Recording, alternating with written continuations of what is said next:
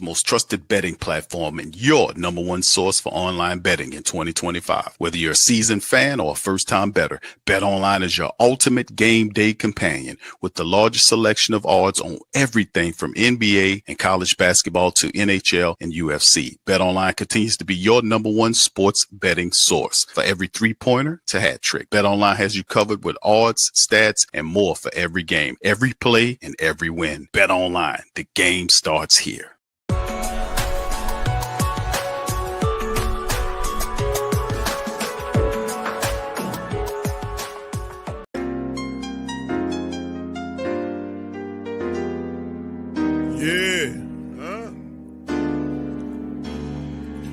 Like Benson, I'm a who that. I'm a who that. Long as I'm living, I'm a who that.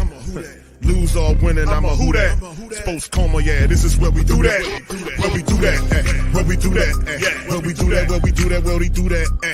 Boogie like Benson, I'm a who that. I'm a who that. Sports Coma, this is where we do that. Where we do that. Welcome, welcome, welcome. Somebody please better help. Running this thing like Elf. I thank God every day I'm not a felt.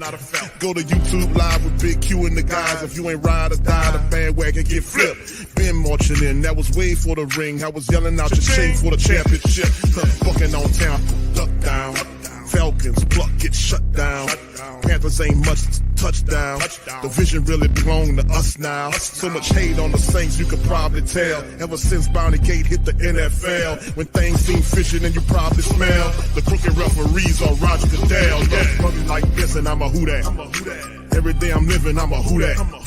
Lose or winning, I'm a who that. It's the Sports Coma, this is where we do that. Where we do that, where we do that, where we do that, where we do that, where we do that. Boogie like this and I'm a who that. It's the Sports Coma, this is where we do that. You're listening to the Sports Coma with Big Q and the guys on the PRO Media Network.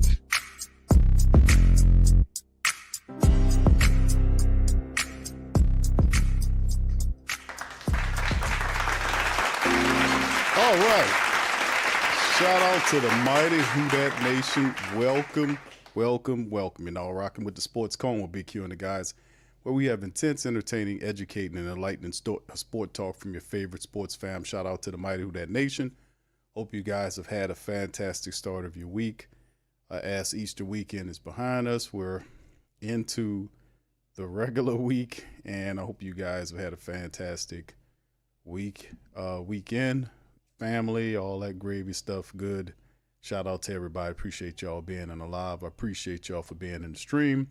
Much love to all the diehards, the great Saint Tank, the wonderful, beautiful Who Dat Nation, man. Much love to the kings and queens of the Coma.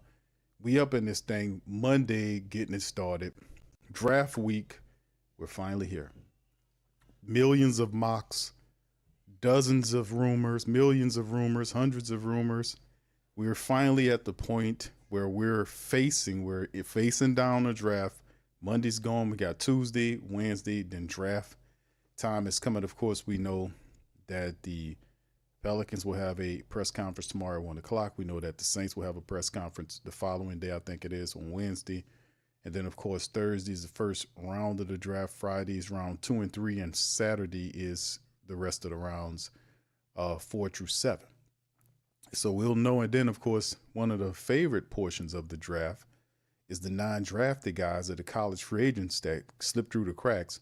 And we'll have an opportunity after the draft to see who those guys are. You know, the Saints always seem to line up some really good ones after the draft. So that's also a very good part after the draft is over with, and all of the information comes flooding in about who the Saints sign as college free agents or undrafted free agents or UDFAs. So that'll be good to see as well.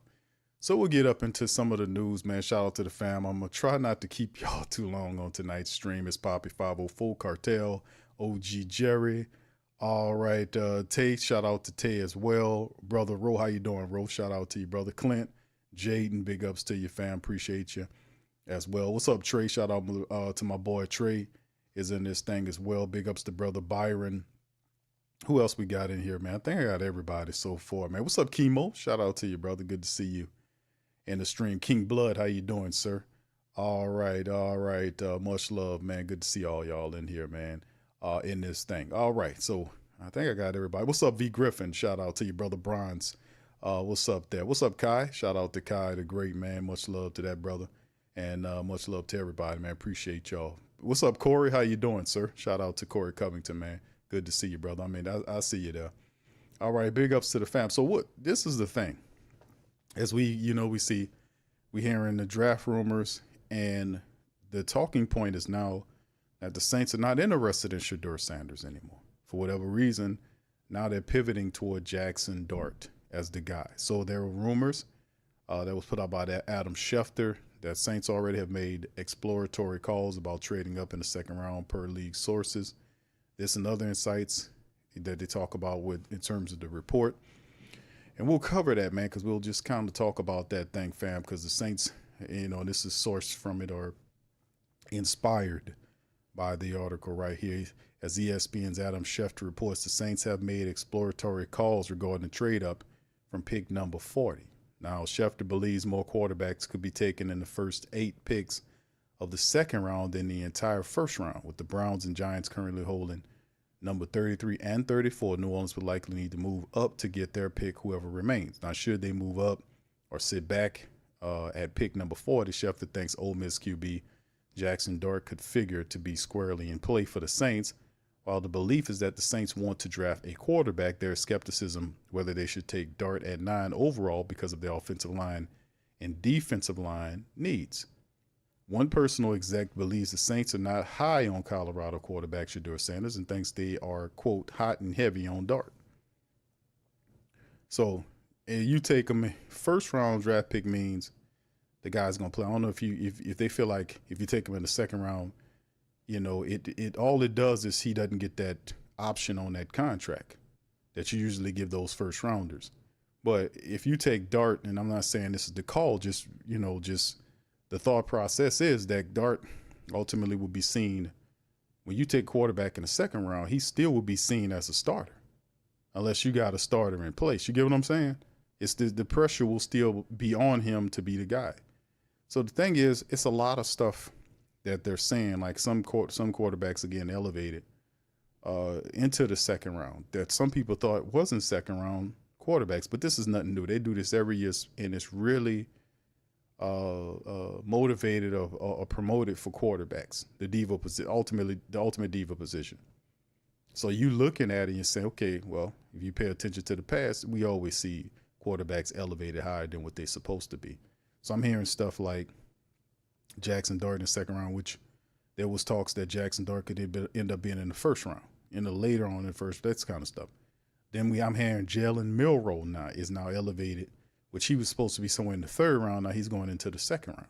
So a lot of people starting to see him. And like I said, it depends on where these guys go and how you use these guys. Like Jackson Dart has some talent. He has a strong arm. He has athletic ability. He's decisive. He gets the gunslinger thing going on. And like we had KT, shout out to my brother KT, man. We came on the show, kind of talked about the Jackson Dart thing. He seen Corral. Like, you remember Matt Corral, old Golden Corral we used to have that played for the Carolina Panthers, who didn't have a good career there. KT believes that a lot of that, and a lot of people are hearing that the talking point is that it's the system. It's a wide open system, and Monty Kiffin's Ole Miss style of play, and they believe that is what's contributing to the high number. So people are kind of backing off that thing. Me personally, I think this kid is way better than Matt Golden Corral, or not Golden Corral, depending on how you look at him. All right, and then of course, Dart's 21. He was a four-star recruit, number 2 player in Utah, and the 13 overall QB in 21 recruiting class. Committed to USC in December of 2020. Spent 1 year before entering the transfer portal. 4 years transfer, was ranked number 3 quarterback in the class of 22. He committed to Ole Miss and spent the next 3 seasons with Ole Miss.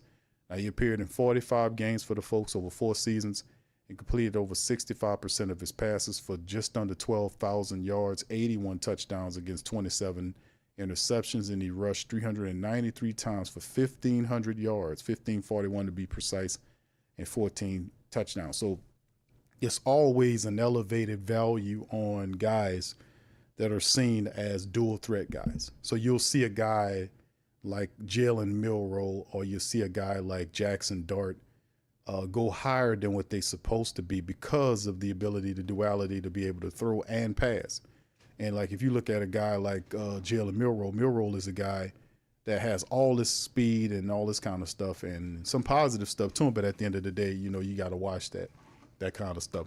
So anyway, let's go into this article right here. Let's kind of break it down, and we'll kind of listen to a couple of breakdowns from some of these guys, and then we'll bounce back to a few of these articles and go from there. But let's take a listen to what ESPN had to say about Jackson Dart and the prospects of being with the Saints. Y'all put one in the chat if y'all can hear this.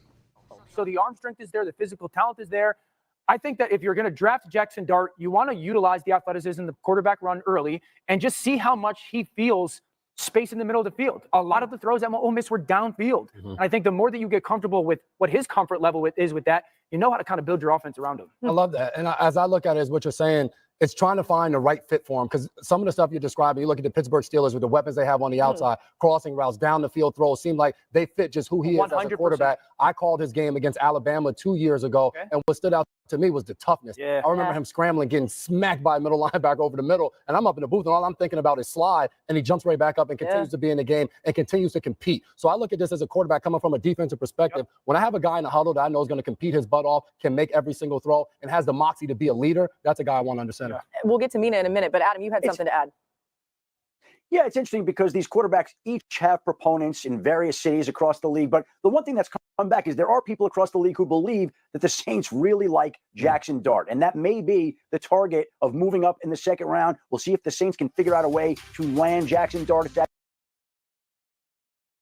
All right, hold on, fam. We have a little issue right there. But the bottom line is Adam Schefter's going to break them down. Hold on, fam. I'm going to bounce back to it. All right. The thing that's come back is there are people across the league who believe that the Saints really like Jackson Dart. And that may be the target of moving up in the second round. We'll see if the Saints can figure out a way to land Jackson Dart if that's true. But I can tell you, there's a feeling across the league that the quarterback that the Saints really happen to like in this particular draft class is none other than Jackson Dart. Yeah, I like the quote there. All right, so that's Adam Schefter's, and we're getting closer and closer to the draft with a couple of days off of it. And what would be the logic in that, okay? You know, the Shedeur Sanders thing, why wouldn't that be the thing? Everything that's been Shedeur, and then this could be two things. One of the things could be a ploy by the Saints to throw some cold water on the fact that they like Shedeur, because everybody knows that they like Shedeur. And then there are, you know, teams that like him that might be aggressive to move ahead of other Saints to get it, or the capital to move up to go and get them might not be what they're looking for. So you always got to have a backup plan, you know, and if he's not the guy, then if Shedeur is not available, if somebody moves up to get Shedeur, because like I said, I don't think if he's there at 9, you can't pass on him if you're the Saints, especially if you sit up here and you're looking for a franchise quarterback, a guy like that to come in and do his in the face of the team, that sort of thing. You can't pass on him. So if he's not available, then what do? If the Saints are moving up, and the process is to move up in the second round, that means that if Shedeur Sanders isn't there, then you pivot and get the BPA, best player available, which more than likely might be an offensive lineman or perhaps a defensive lineman. Because if you look at the Saints offensive line, they can use some help. They can use a couple of offensive linemen in this draft, to be honest with you. They can use you. I could see the Saints taking two of them, at least two linemen, maybe one a little high and one maybe a mid somewhere in there. But they can definitely use some help because they didn't address that situation in free agency.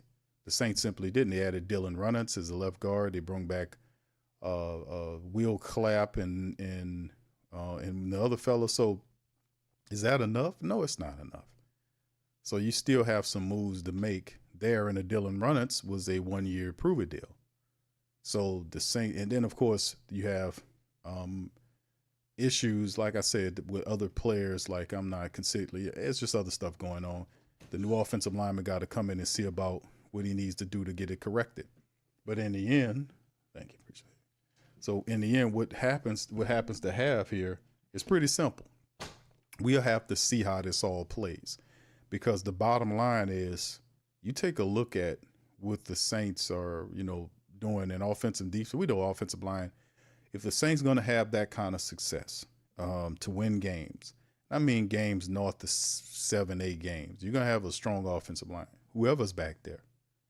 Whoever you're going to have back there, you're going to have a solid offensive line to protect and run the football. That's the bottom line. A deep line, and have to get in these offensive line. Head coach will have to get these guys like a Cesar Salad Ruiz and all these guys, get them off their ass and make them earn that money. Trevor Penning, his development, making the next step.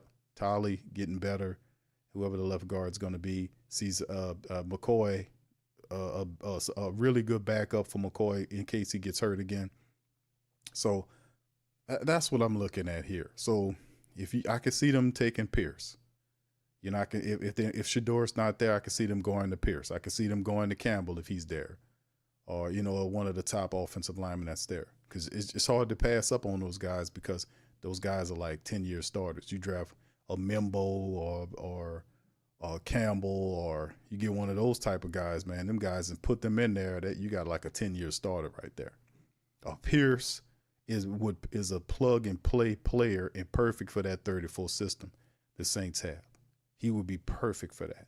So, I mean, at the end of the day, we'll see exactly where they go with this stuff if Shedeur, but you always got to have fallback plans because there is a line. You're not willing to give up too much to jump up because the process of thinking is the Saints still need a lot of stuff to do. Like you got 3 players, maybe that more than 4 players that'll be counted on to win games in 2025, 2026 season. And that is, you're looking at some of these guys, the veterans like Tyrann Mathieu, Taysom Hill, Demario Davis, and even to some degree Cam Jordan. All of those are older players, and every last one of them players have 1 year remaining on their contract. Every last one of them. 1 playable year anyway. It's a ton of voided years on each one of their deals. That's the kick in the can bull crap from the cartoon character known as Mickey Lomas. But at the end of the day, you have to at some point and consider, picking the future guys there because your DBs are off the chain. You're gonna have linebackers that are really good. One of the family members in the comment section said, "Q, we're not talking about linebackers enough." You're true, bro. You're right. You're not talking about linebackers too much, and you're right. Demario Davis, the heir to Demario Davis is not on the team. I don't think so. Anthony Orji and all these guys are good little, good special teams players, but you're going to need a linebacker that's going to help out there. Perhaps you take them in the 3rd or whatever, depending on how it falls, because they're going to have a lot of players available, and those first 3 rounds are going to be off the chain for the Saints, depending on how they address it. I don't think they'll take every pick that they have, but you can see them having some movement with some of these picks, depending on where they go. But you try to pencil or kind of mark off as many needs to your team as you possibly can. You know what I mean? You get that? We'll see how it all goes, fam, but that's what I see. If you have a fallback option and it's not really working for you like you really want it to work and this type of thing, then you got to have a plan. You can't just, this other guy gets here and then, hold on, we're screwed now. No, you got to have a fallback option for everything because you never know what might happen in the draft. If Shedeur goes there, man, it'll be cool. But if not, they obviously feel good about Jackson Dart. And moving up to a certain area of the 2nd round, if he's not there at 40, they believe that certain teams, they got information about other teams, what they're looking at. They don't share that with you, but the jostling is and the movement is because they got rumors, this information that such and such wants to get to this player at such and such. They see him as the line right here. So you trying to jump ahead of them. That's how the information flowed for Kansas City that year when they leaped ahead of the Saints to grab Mahomes. So, I mean, we'll see how it all goes. It happened every year. It's just chess going on. But anyway, let's keep it going, fam. Like I said, this is something we talk about. That's past to go to this one here. This is Bucky Brooks here, his thought process on about Shedeur. Here we go. Fiction here on path to the draft because sometimes we need to determine if things are truthful or if they are coming courtesy of a lying liar who lies, like Cynthia likes to reference. We'll start with you, Bucky. Fact or fiction, Shedeur Sanders is taken before the Saints are on the clock at number 9. Fiction. It's unfortunate. I think he should be taken before then, but he won't be. And so then the Saints have to make a decision at 9 if he goes. And if he doesn't go to 9 with the Saints, it could be a long day for Shedeur Sanders, despite what I think is the talent to be a franchise quarterback. But yeah, it's going to be tough. Fiction. Well, maybe someone sneaks up with the Panthers and grabs him at 8. All right, so there you go. That's Bucky Brooks. He believes that Shedeur won't be there at 9. Like I said, the slide is ridiculous. It's some bull crap. It's artificial. I think it's smoke screen, all this kind of stuff, because he hadn't done anything to demolish, to take down his ranking. He hadn't done anything off the field or anything that's you could be classified as why he's dropping. He didn't say anything extremely rough or rude to have him to have this ridiculous drop that's going on. So a lot of that, I believe, is a bunch of garbage. His medicals are not bad, because that's another thing that happened. Either it's something criminal or something happened, or some medicals. And his medicals, none of that's happening. So this is just artificial. Let's hear what, this is Todd McShay. McShay done disappeared off into the woods somewhere, got his own stuff. Let's hear what he had to say on what's his name? I forgot the man name. Y'all know the guy from ESPN. I forgot the man. What's his name? I forgot his name. Where do you got Rich Shedeur Eisen, landing? there you go. 3 days before the draft. Where do you got him landing? It's been a lot of fun having those conversations, because nobody seems to specifically know. What I've been told is there's a little bit more love in the Giants building on the personnel side. There's the scouting department, the coaching staff, not so much. What I understand is this last push, like how about them jumping and grabbing that private plane, the Mara family private plane, and it's Boulder on Thursday, Tuscaloosa on Friday, then over to Louisville on Saturday. And everyone was like, wait, they're going to work out Shedeur. I think what got lost in all the messaging and the news is, well, they also worked out Milroe and they worked out Schuck. This was about the second wave of quarterbacks, is my feeling. Now, again, there are still some people in that building that are, from what I'm hearing, kind of pushing for, or at least being like, we need to consider Shedeur at 3. I don't think that's going to happen. I think it's going to be Abdul Carter at 3. So now it's fascinating, because the most recent information I'm getting, Mike Tomlin does like Shedeur Sanders. I think that I thought that it was like, that's the floor. I think it's a softer floor than people might think, though, at Pittsburgh. I've been told it might not even be 50% chance that they take him at 21. And I've also been told, hey, this is an organization. They don't have a second-round pick because of the DK Metcalf trade. Maybe they're a team that would want to kind of dangle it and trade back. But who's going to trade up? My information is, I don't think Cleveland's going to trade back up for Shedeur.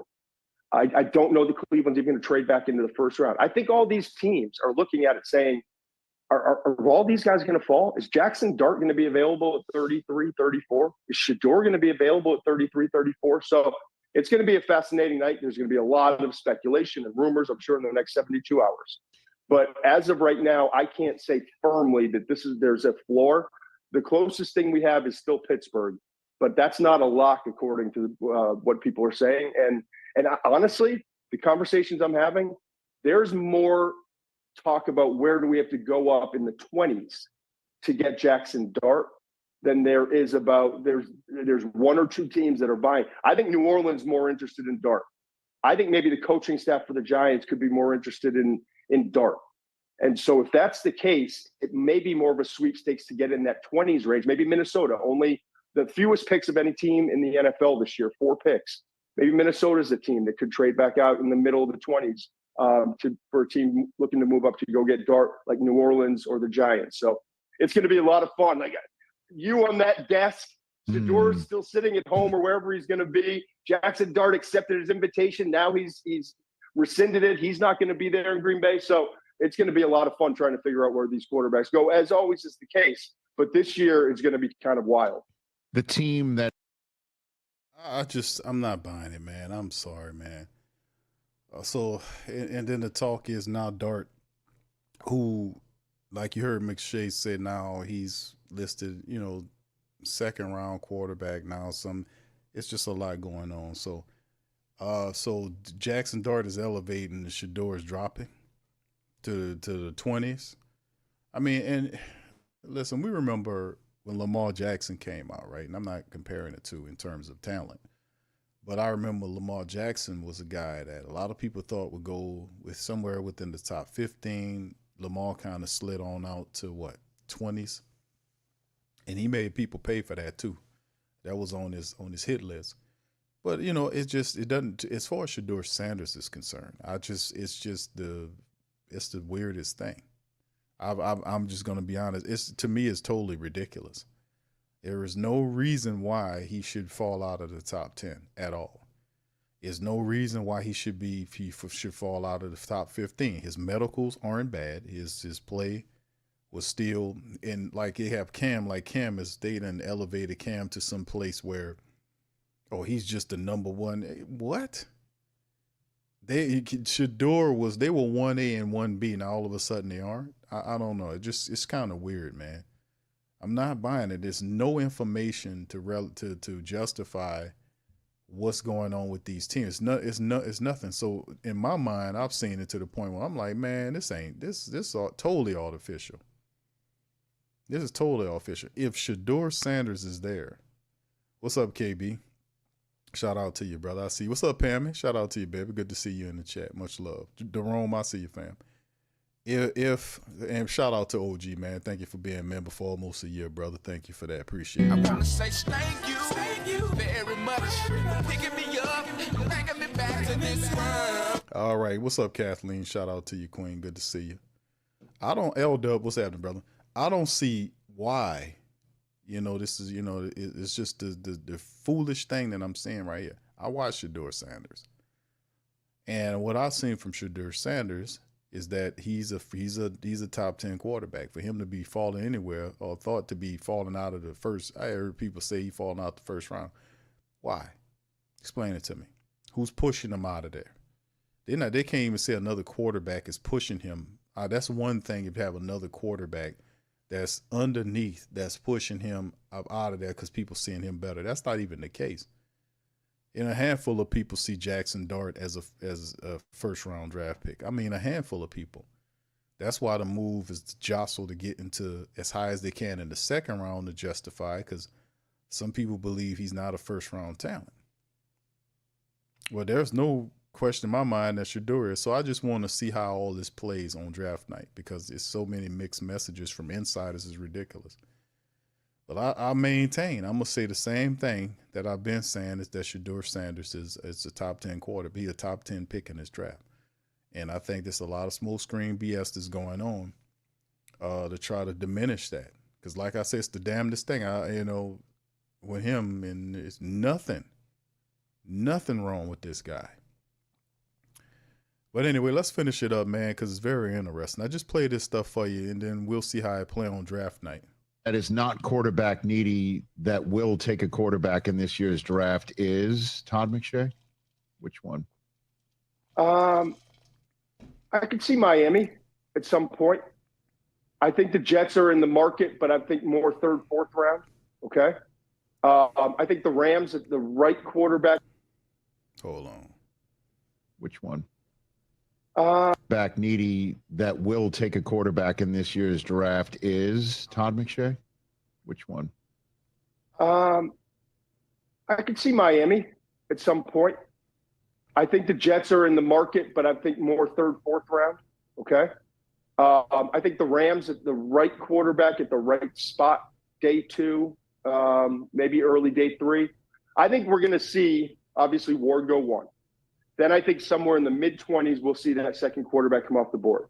I'd bet the under on 2.5 in quarterbacks at this moment in the first round. Then I think we've got 33, Cleveland, 34, Giants, 40, New Orleans, whichever of those teams doesn't trade up. I think you could see a couple quarterbacks go in that range. Then I think we're going to go a while on Friday night, but pick 41 towards the very end. Maybe a team takes one of those third-tier quarterbacks. And Milroe is obviously the wild card. He's going to go on day 2, according to everyone I talked to. I don't know where that landing spot is. But then I think you get into that Will Howard, Riley Leonard, McCord from Syracuse. I think those guys will be probably Saturday guys, but I think one of them maybe could sneak into that late third round range. Maybe it's Chip Kelly with the Raiders late on day 2. Just totally ridiculous, man. So Shedeur is going to go, and some people believe in the second round with guys like Jackson Dart and Jalen Milroe. Really? Let me tell you something, man. We'll see how it all plays. But if I'm the Saints, and I'm not believing the garbage what all these people are saying, if you need a quarterback, and the Saints obviously are saying they want a franchise quarterback for Kellen Moore. If Shedeur Sanders is there at nine, you get him. If he's not, then you pivot to something else. You go with the BPA. You get you that defensive end. Pierce I talked about Pierce. You get you if the offensive lineman is there, you get them. Because there's a lot of wide receivers that you can pivot to get if that's the case. The tight end class is loaded. The running back class is loaded. The linebacker class is loaded. I mean, this is a good solid draft for DBs. But like I said, the quarterback position is the diva position. And the Saints obviously looking for that, man. And to me, I just think it'll be a world-class idiot move if they pass on a man and you then trade up in the second round and to get Jackson. What? So we'll see. We'll see how it all goes. I just find it really interesting how all this stuff just seemed to, how the jibber jabber between all these insiders, and it's all different on Shedeur. Oh, Cam, they know Cam number one overseen. Oh yeah. You know what I'm saying? Like what's up, Charlie? Shout out to you, man. I see you, fam. Appreciate you. All right, but yeah, this is the crazy part about it, isn't that, fam? What do y'all think? There's a poll question up, man. Get the word heard. Get heard. There's a poll question up to the family members out there that's asking if the Saints pass on Shedeur, miss or pass, meaning that somebody else got him or they simply just passed on him. Would you take Jackson Dart in the second round? Being that you're going to need a quarterback. So right now, 72% of the Who Dat Nation telling me yes. 17 says no, and what's that? 10 of them, 10% says, I don't know, Q. So that's a resounding number of people that's saying, yeah, you take them. We can win with them, Q. We're going to have to. So I respect your mind. At some point, you're going to want to have a quarterback in there competing with Spencer Rattler. That's what I want to see. Whoever the guy is. I really just like it to be Shedeur Sanders because I like his style. I like his high IQ. They talk about all this stuff. You can talk about how Cam Ward can wing it from different angles. He got the gun. He light up offense. Not saying that he's not intelligent because he is, but Shedeur Sanders got it up here. He really do. He has it up here. He has the poise. He's poised. He's highly intelligent. He got the bloodline of a Hall of Fame player. He would be a good quarterback to build the next 10 plus years of your franchise around. He would be terrific if he's there. So we'll see. I'm telling you, I don't think he slides, but if he does, the Saints have to take him. You got to take him. You can't pass on him. And you have him put him in the room with Spencer Rattler and let them two guys go at it, man. Now that'll be some real good football in the OTAs leading into the training camp. Could you imagine the dueling of Spencer and Shedeur going at each other for the starting job? Man, come on. That's iron sharpening iron, baby. That's what I'm talking about. But then again, we'll see how it all. We ain't got that far to wait. Got into Thursday when all this stuff will happen, man. But man, oh man, this stuff is absolutely crazy. How these insiders are saying, "Oh, I'm hearing this. Oh no, I'm hearing this. I'm hearing that he ain't gonna be there. Oh, I'm hearing that he gonna make it to the 20s. Oh no, I'm hearing that he ain't even a first round quarterback. He a second round quarterback with Milroe and Jackson Dart. Everybody know that don't sound right. Everybody know that don't sound right. You don't put Shedeur Sanders in the same class as Jackson Dart. No disrespect to Jackson Dart or Jalen Milroe. But this guy played at a high level for 4 years, man. Complete quarterback play, showed a lot. He don't have to be running a 4.5 whatever at quarterback the way he played. I mean, golly. Now it was one guy. He ain't 6'2" no more. He's 6'1.5". That's the new thing now. Oh, he don't have a big arm and they shrink him. Oh, he ain't tall. He ain't a big quarterback. Like, shut up with this Shedeur thing. I can't wait for this is over with, man, to get all this. Because he's the only one they treating like this. These other guys ain't, that's crazy. Anyway, let's move to this final article, fam. Then we'll bounce to Q&A with the fam and see what y'all got. Any questions, please feel free to throw them in the chat. All right, this article right here, shout out to Yard Barker, says Saints have major decision due to Derek Carr's injury. Of course, we're going to go over this little giblet of information. But this week, New Orleans Saints supporters have been waiting for. We just 3 days away, and this will be, and we know Mickey Loomis got a press conference coming up here soon. Eventually, the question will be asked about what to do about Derek Carr. You got $150 million paperweight sitting up here that we can't do nothing with. What are you going to do? Are you going to post June 1st cut this guy and get him the hell out of Dodge? Because he ain't nothing but an expensive problem, an expensive, distraction. Is it, what are you going to do with this dude here who don't want to be here?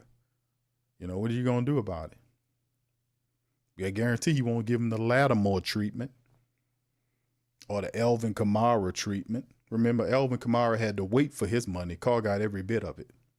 When Lattimore was saying, "Hey man, this is wrong. This is not how we're gonna win. We need this losing is all bad and all this." They seen him as a problem and shifted his contract so they can trade him that during the year that year.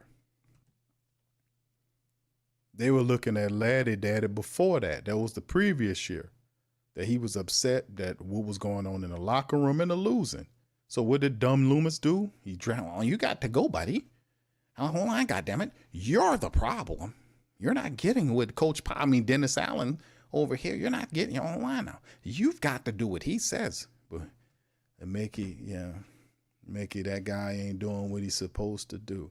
He losing the team. I know. Hold on, goddammit. Hold on now. He's the guy. He's the coach. Mickey, he ain't doing what he's supposed to do. Hold on, he is. He's doing everything right. That's how stupid that Loomis was. You gonna trade the guy telling you that, "Hey man, this ain't how we supposed to do it. We supposed to be winning. We ain't supposed to be doing this. Ain't no accountability." See, that guy's the problem. He said the A word, accountability. Oh, that's a curse word here. Oh, we don't line now. Hold on now. Okay, oh, you said a dirty word. Now, you said the A word, accountability. Oh, you got to go, buddy. Oh, but you're on the first thing smoking, buddy. And that's how it went. Crazy. But he didn't give Derek Carr that treatment. I wonder if you're going to give Derek Carr that treatment, Loomis. You going to give Derek Carr the treatment you gave Lattimore? Because you damn sure didn't. You showed that you had to make Alvin wait for his money.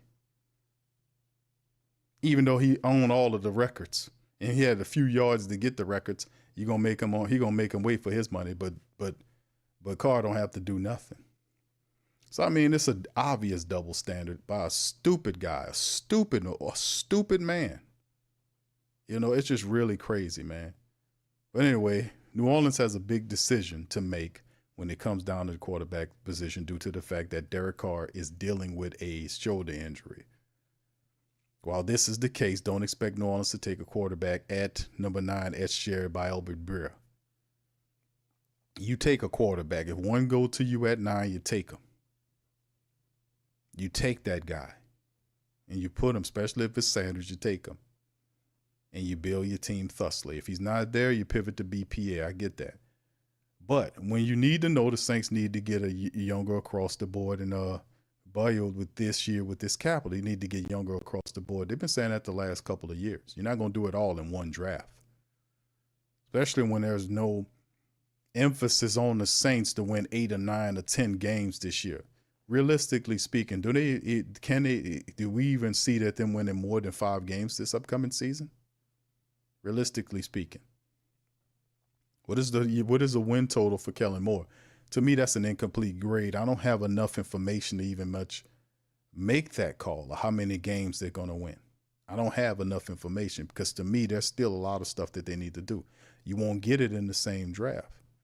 But then again, over the last several years, the Saints have not been really drafting that well.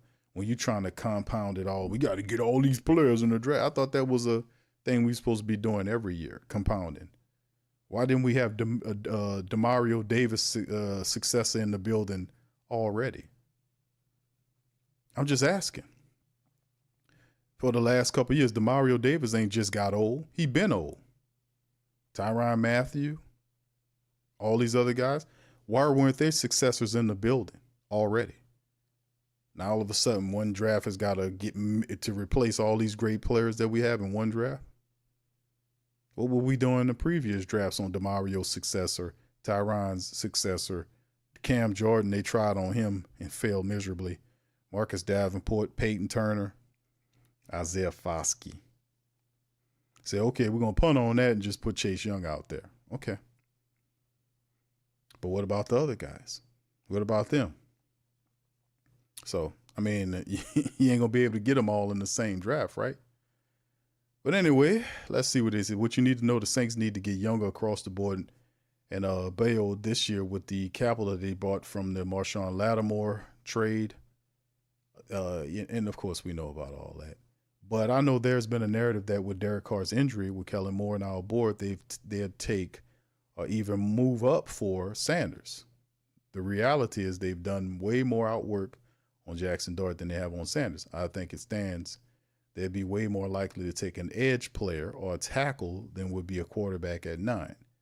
They're looking at Williams from Georgia. I don't think he fits with what we got going on, but he's talented. Bigger edge players with sturdiness that Staley has looked for, which mirror what Cam has given the Saints over the years. Banks wouldn't be a shocker either. You know, he's talking about the offensive lineman from Texas. But quarterback could be an option at some point for the Saints, but it doesn't sound like the 9th pick will be it. And this is Breer. This is another insider saying that the Saints go somewhere else. Me personally, I say, if I'm going to say it again, if Shedeur Sanders is there, you take him. You take him. We don't play around with the quarterbacks, dumb Saints. Don't do it.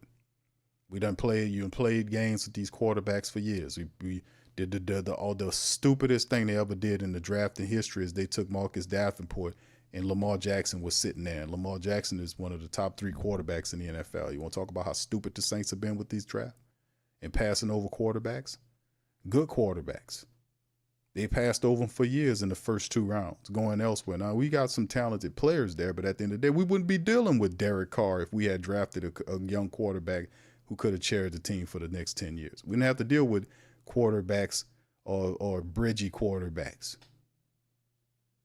We know the Saints had plenty of opportunities to pass on these guys. Don't get cute, is my line. I'm tired of seeing these young quarterbacks, the Saints passing on them, and then next thing you know, the guy come back here and kick your teeth in.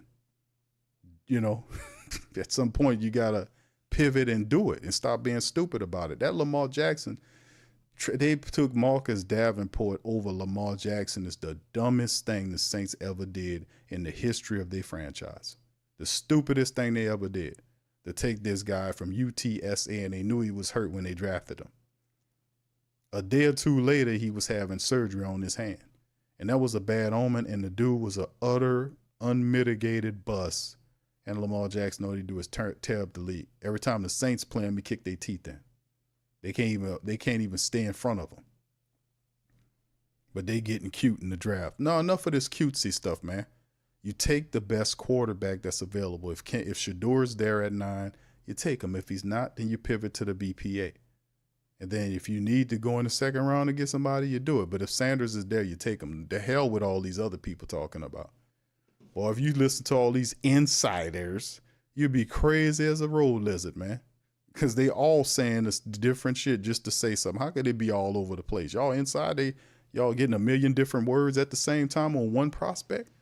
He's a first round pick. No, he's a top 15 pick. He ain't even a 15 pick. He a second round pick. I hear he going in the 3rd round. I heard Shiloh's going to be drafted before he gets drafted.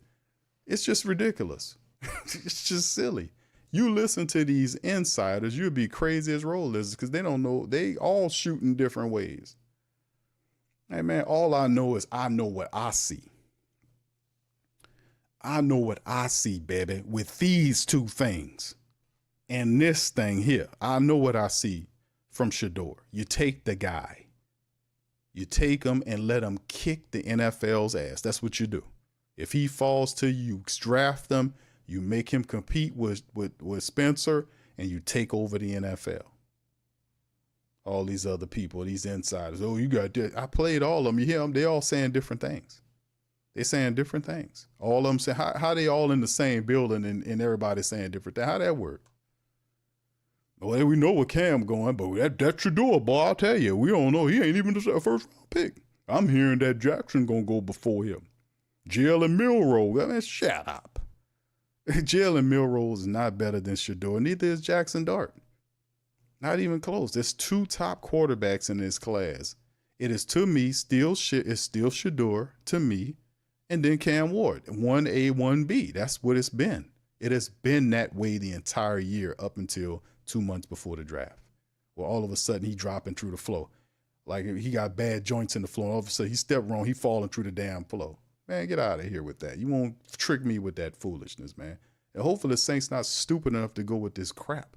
Ain't no bad medicals. Ain't no bad off-field stuff. Ain't no bad stats. Ain't no bad film on this kid. He's a top 10 talent. Take him.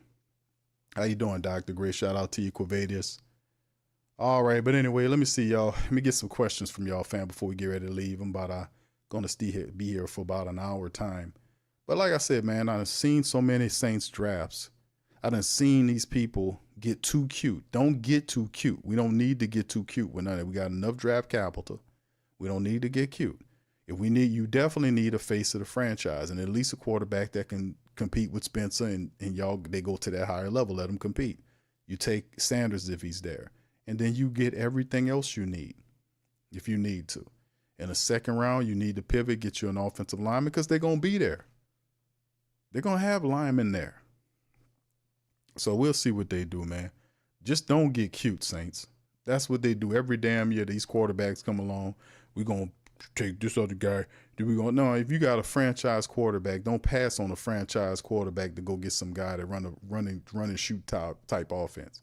Not like Jackson Dart, but ain't no comparison there. Ain't no comparison there between these guys. The guy Shedeur is better than Jackson Dart. He is. There's no comparison there. He's better than Jalen. He's better than all of these other quarterbacks underneath him. He's better than these guys. He is. So, I mean, you take the damn guy and move on. All right, anyway, let's go, man. Let's do this, man. Y'all throw them questions in there. What's up, Brother Greg? How you doing, sir? Shout out to you. Hey, happy Monday to you. Happy Who Dat Monday. There you go. This draft week, baby. What's up, Dr. Greg? How you doing, sir? All right. Tiptoe says, I don't like Dart because he wasn't asked to read defenses and we don't know if he can. Is it too much of a gamble to take him even with the second? Accuracy and processing of Shedeur, indeed. Processing, intelligence. That's something that they're not talking. See, these people talking about how tall he is and he's 6'2". Now they breaking him down. He's 6 3/4. What? The man's 6'2". You got him. You took his shoes off when you measured him. People, what? He can throw the ball down. He can make all the throws. He don't have a dynamite arm like Joe Milton. Who does have an arm like that? But it's not about how hard you throw the damn ball. It's not about how fast, if you can run as fast as Jalen Milroe or Jalen Hurts. It's not about that. It's about a quarterback who's highly intelligent that can make all the throws, processes the game, has good anticipatory ability as well, and is a leader. The dude's a leader. He's tough as nails. He got his ass kicked behind that Colorado line. And the guy makes plays. He has the bloodline of Deion Sanders, which that is a caveat within itself because it connects you to Deion. When it comes to see his son, Deion is down here. He's talking to his son, and you have that energy in the building. So that connects you to a Hall of Fame and bringing him down here because his son here. You know, so I mean, in the end, I like the kid. So ain't no need to go we hot and heavy over Jackson. Why? You know, I hear you doing it as a measurement if he don't slide to you because they know they're doing hot and heavy because they know he won't be there. They know he won't be there, baby. All that BS about, oh, he ain't this, that, and the third. Man, this guy, I've been looking, what do you have to justify this? And they're not giving you anything. It's just amazing to me how if they don't like you, how the media people, if they don't like you, they can just put out some shit and drive you down in the ground and people just straight up believe it because they said it. I'm like, where is the critical process? What is the critical thinking process before we believe anything these loudmouth media people on these national networks do? They just be spouting off. Provide evidence and proof why he's sliding like that. They can't because it doesn't exist. I've been saying that for weeks now. I'm like, what information do you have? Did he say something personal that was wrong to somebody? No. Is his medicals bad? No. Did he get, his film bad from college? No. Nothing's wrong. So why is he going down there? It's the damn media. They don't like him. Driving his slot down. Can you believe that? And then we don't ask for proof. Like, what you got for that? What do you have for that? To say this dude is a second round quote. What do you have for that?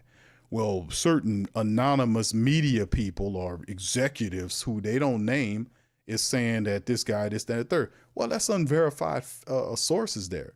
How do I know you ain't lying about that? Because what I see, I don't see him sliding at all. I see a quarterback there that if you draft him, he'll kick everybody in the league's ass. That's what I see when I see him. That's what I see him. He's cool. He's poised. He got a similar spirit to like that of Jalen, Jaden from the Commanders. So I mean, they cool, they calm, and then when they need to be, they competitive. But they leaders. They're leaders. They have pocket presence. They got pocket command. That's something that you see some of these guys, they simply don't have. They command the pocket and they situate the game. You got to have a high IQ to play the football, the quarterback position, because that guy got to know where everybody at is on the damn field. And you just get a guy with a big arm to throw it. You had a guy with a big arm that could throw it. You had him here for the last 2 years. How did that work out for you? Justin says, hopefully it's a smoke screen and Sanders is the pick. Thank you, Justin. Appreciate you, bro. Thank you very much. Picking me up, bringing me back to We had a guy here that had a big arm and that could throw it downfield. And what that got us? A 14-13 record over the last 2 years with him as a starter. So something telling me it's about somebody that can process and actually smart enough to go through progressions and not just check the ball down 1,000,000 times and talk about how accurate they are, even though they're checking it down 5 to 7 times a game to help out the accuracy rates. Man, no, man. We done pass on these quarterbacks enough. Saints don't get cute with the shit. It ain't rocket science. It ain't Chinese checkers. I tell you, boy, they just make everything difficult. Everything is simple stuff. Them people take it and they just turn it into trigonometry. I mean, you got a preschool math or whatever you're doing right now. I mean, the most basic math that you can do, and they turn it into advanced algebra. I just don't understand. You got 1 + 1 = 2, and then they just flip and turn it into advanced trigonometry. I'm like, what we doing here? What's going on here? It's just crazy. Just do the right thing and take the man if he's available. If you need to go up a little bit, go get him. We are in this all. We have a quarterback for 10 years, fam. He ain't made of paper mache like some people that's dealing with shoulder issues, right? I guarantee you that man won't jump over his wide receiver head, not know how to land, and tongue kiss the turf monster. My bad, bro. I'm sorry, Carl. I ain't mean to say that, brother. I'm gonna retract my statement on that. That tongue kissing the turf monster, that got him. That's the last play of the Carr era was him jumping over the man's head, not knowing how to land, and got a face full of the of the turf monster. Goodness gracious, what are we doing? All right, 504 Cole says Shedeur can learn a lot from Drew too. They're similar because their greatest gift is their accuracy, intelligence. They do poise, pocket poise, bro. It's a lot of intangible stuff. You can't teach this stuff, family. I understand people in love with the sling it everywhere guy, but what about the guy that's smart? He can do all of that stuff. He can make the throws. He ain't running no 4-5, whatever it is. He can move, but I'm saying, man, ain't no, the man there take him. All right, T-Swag says these same fools that said Caleb was better than yes, sir. Let me give you a round of applause for that, bro. Thank you, sir. T-Swag 504, shout out to you, brother. That's right, bro. They said that, man. These people don't know. And then we know they worse than the weatherman. You know that? The weatherman, how we don't go at the weatherman and say, man, all your weather forecasts is cap. You know? We let the weatherman make it all the time. He be wrong all the time. And he got all that shit up there. He got satellites he can look at. He got all this stuff, and he still be wrong.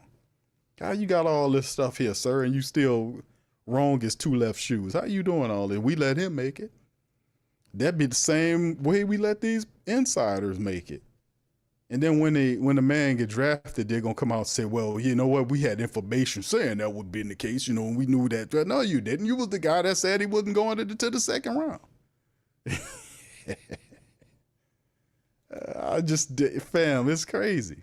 What's up, Chantel, babe? She's cute. If Shedeur falls mid-teens or 20s, Cleveland will trade up and grab him. They have the first round pick in round 2 and put him with Travis. Oh, yeah. Yeah, I can see that, Chantel. Thank you for that. Appreciate you. Thank you. They have capital. Picking me up, bringing me back to this world. To me, it'll be a shame. Now, I know the Saints might like other guys. They're like an offensive lineman and all this kind of stuff. But fam, listen, hear me. The quarterback is the most important position on your team. Not saying Spencer can't have it. That's not what I'm saying. I'm with Spencer. I know a family said, Q, what about Spencer? What about Spencer? What about Spencer? Fam, I hear y'all. And I always talk of Spencer. I say, I like Spencer. But Spencer needs somebody to compete with. And he kicked Jake Haener ass last year, so ain't no competing with Jake Haener. The only reason why Jake Haener got started over Spencer last year is because Dumb Rizzy put him up there. And then you see how that went. He had to have unfair advantages given to him by the Possum and Dumb Rizzy. So, I mean, at the end of the day, there is no competition. Spencer done dispatched Jake Zoolander Haener. He dispatched him thoroughly. So he needs someone to compete with. So I would love to see Shedeur and Spencer compete. I think that would be a beautiful QB room. That's just me, right? That's what I'm thinking. Thank you, Chantel. Appreciate you, baby. All right, Rich says Mickey needs to be out the room when they pick. Thank you, brother. Appreciate you for that. Thank you very much. Picking me up, bringing me back to this world. The only thing I can say about that, fam, is like Mickey. I don't think Mickey Loomis is going to stop Kellen Moore from picking whoever he wants to pick, right? I don't think he's telling Kellen who he could pick, because that's not how Mickey Loomis rocks. Like, he'll hire you and then he'll back away and let you do what you got to do. And if you fail, he'll make lies and excuses for you and that kind of stuff. That's his style, because he's an idiot. He doesn't know how to. He doesn't know how to. And the reason why he don't know how to, because he don't have no accountability. He doesn't have any account. Nobody's making him be held to any account. So if you're not held to accountability, how the hell are you supposed to know what it looks like? Well, hold on. I don't do any of that. Hold on. He told the Saints 2 years ago. Remember when they lost? He told them 2 years ago, hold on. You guys are not going to be comfortable around here, goddammit. I'm going to take all these smoke, like Club Saint, those smoke machines and all that shit over there. I'm taking it all out of here. Hold on now. You're not going to be comfortable. And what they do, they lost the next year. A lot of good that talk you gave him, Loomis did. Didn't do any good, Loomis. So they don't respect him. So it's like, whatever, and then he goes into his office, eat clam chowder and gourmet orange juice. Nobody gives a damn what he talking about. But he doesn't get in the way of drafting. Like, he'll turn the team over to you, and then you go ahead on and do what you got to do. And if you fail, then he'll come out and lie for you. That's what he'll do. He'll real lie and ride person, if you know what I mean. He'll lie and ride with you. That's what a lie and ride guy. It's like a ride and die guy. No, a lie and ride guy. He lying and riding with you at the same damn time. All right. Well, I ain't dying nothing. Hold on, I'll lie with you, but I won't die with you. Hold on now. All right. Shout out to you, Rich. Thank you, man. Appreciate you. All right. Let me get a few more here. 504K says Q. Yeah. I got you on that, bro. Cartel says my only worry about them is taking Jackson Dart. His dart came from a one-read system, and he didn't have the process defense, go to process much. He stared down receivers at times because of that. And this is the system. This is what KT was talking about. And shout out to KT once again. Gave good commentary about some of these quarterbacks in the system. And he's right. Jackson Dart does have ability. Now, he did have, I think he was at USC early, but I don't think he played that much there. So he transferred out of there, and he spent the system in Lane Kiffin's wide open offense, which gives you quarterbacks a lot of stats, right? It's a fast system. If QB can wing it, he gets stats shoot through the roof. But that's what I was saying about Jackson Dart. He has duality. He does have some of the things that you want to have in a quarterback. He has good side, about 6'2", 225 pounds, somewhere along in there. He has really good speed. I like his speed. He's tough. He has a good arm. He can make throws. He does anticipate at times. But the thing is, too, like you're right, it's a limited system that he was operating with, and it is going to be quite the culture change when he moves from that. Now, how intelligent is Jackson Dart? He's a pretty smart kid.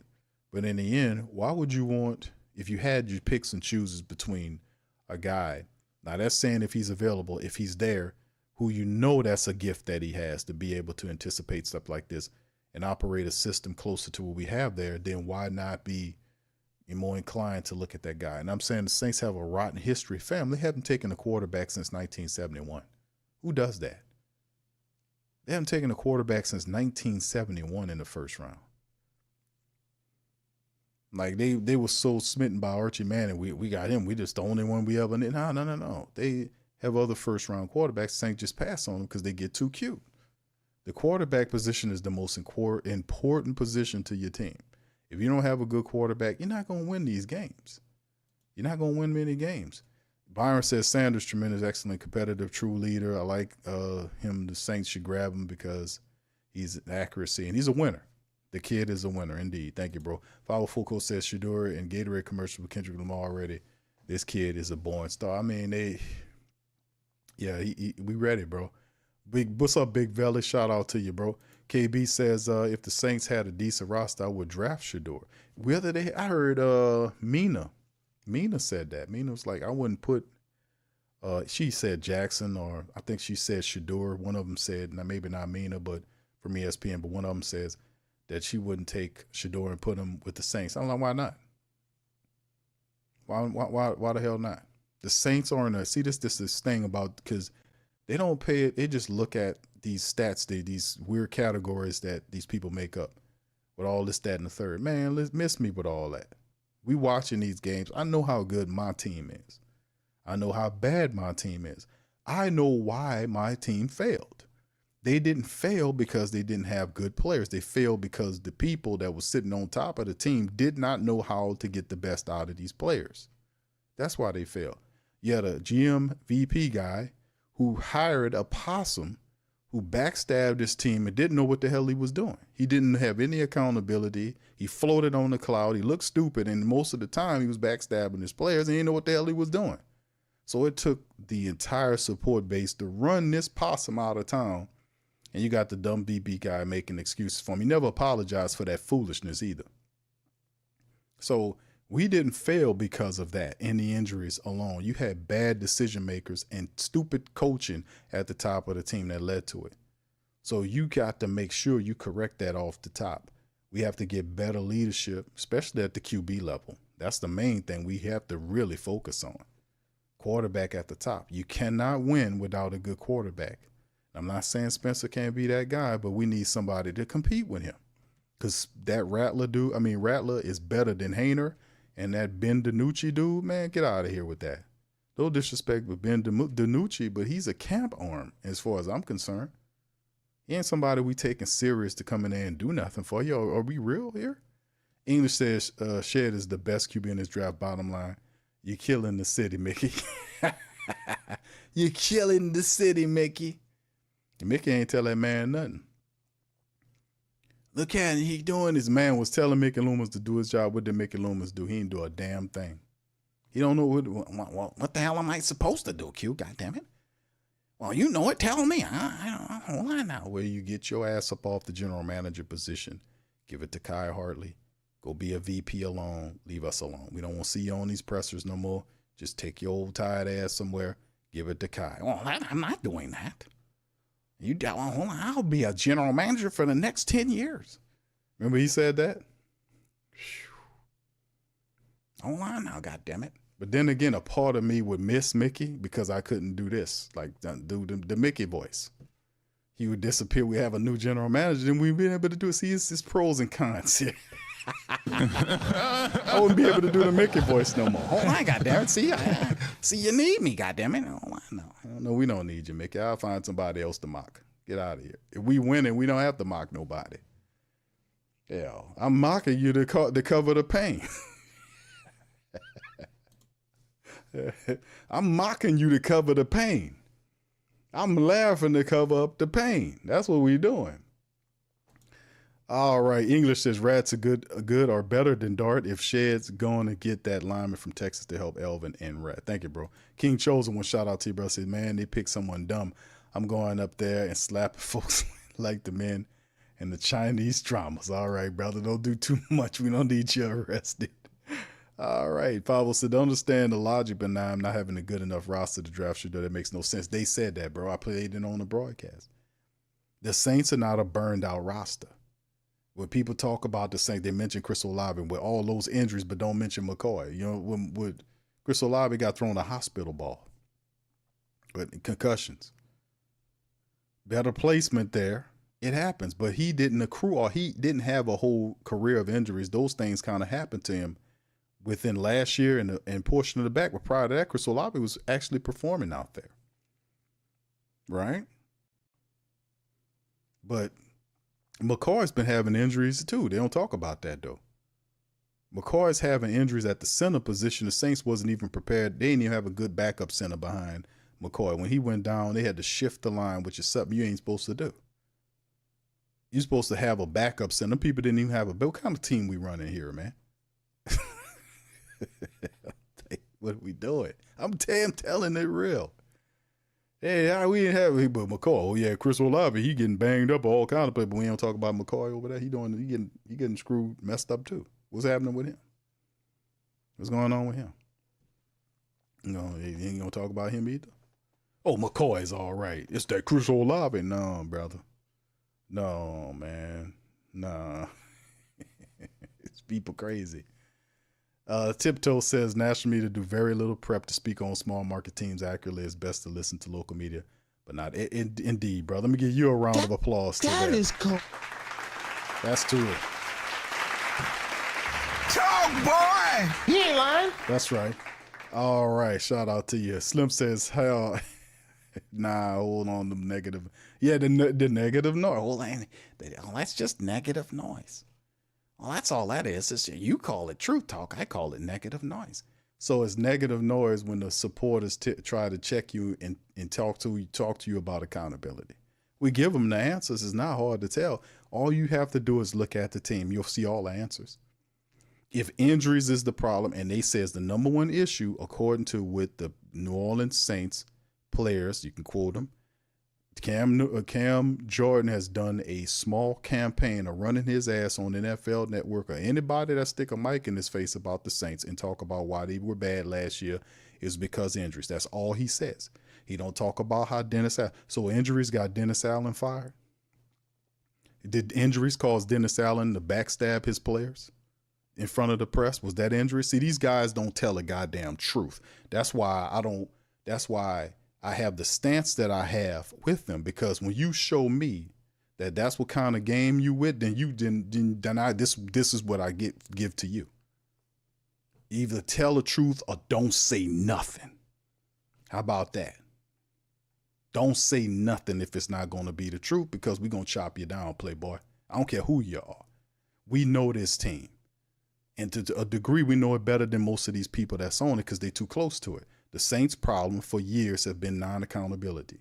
Hiring a coach like Dennis Allen, nobody in their right mind would have hired Dennis Allen to be their coach.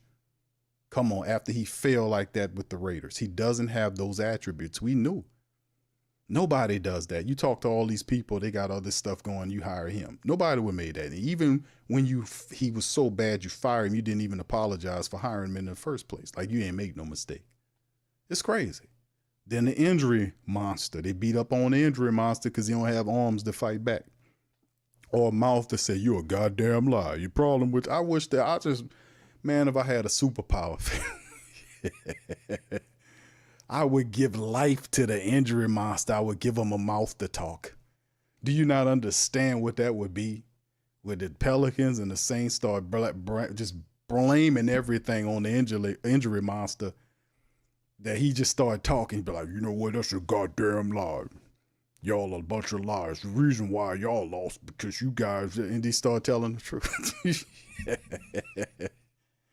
He just started telling the truth on everybody.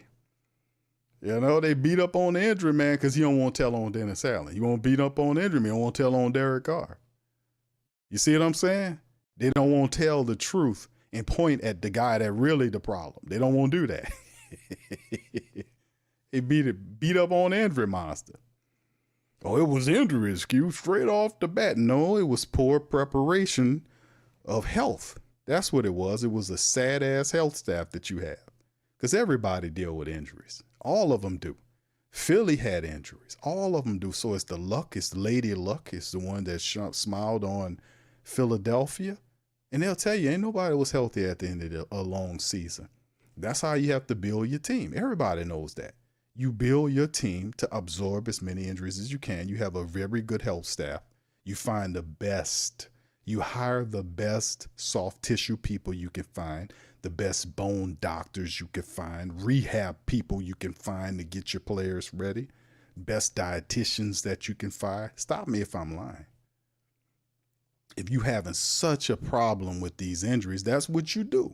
You get the best technology that you can get because Lord knows you got access to tens of millions to billions of dollars. But it's a cheap way to avoid the responsibility of doing what's right. By hiring these players, if I tell these people out here, hey man, injuries, and let them eat it up, while still taking your money and elevating the prices of the tickets. Game upon game. They play games with your family, lie, and the players will lie for them because they're getting paid to lie to you. A lot of them ain't going to tell you the truth. When stuff start jumping, like I told you with that Catholic church, who was hitting them hard? I was hitting them Saints hard about that shit, wasn't I? And I said all these other people won't come out with all this fate stuff, but when that was popping, where your boy was at to talk on it. It was quiet as a church mouse. Oh, you roar loud, lion, but when that happens, shh, don't say nothing. That boy was doing the Witherspoon better than Pops Witherspoon was doing. Shh, don't say nothing. That's what he was doing. Marley says, Q, you going live all 3 nights for the, yes, I am, sir. I'll be live.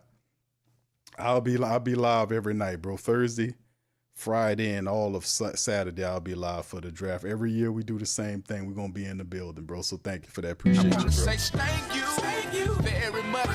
Picking me up, bringing me back to this world. What's up, brother Wendell? How you doing, brother? Good to see you out there, man. Much love. Appreciate you.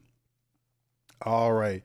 The student, what's up, student? Says D. Allen fired the top medical staff last year, 2023 season, according to Sean Payton. The medical and Michael Thomas. If anything, we need to improve the medical staff aside from poor preparation and coaches. Thank you, bro. A round of applause for you, man.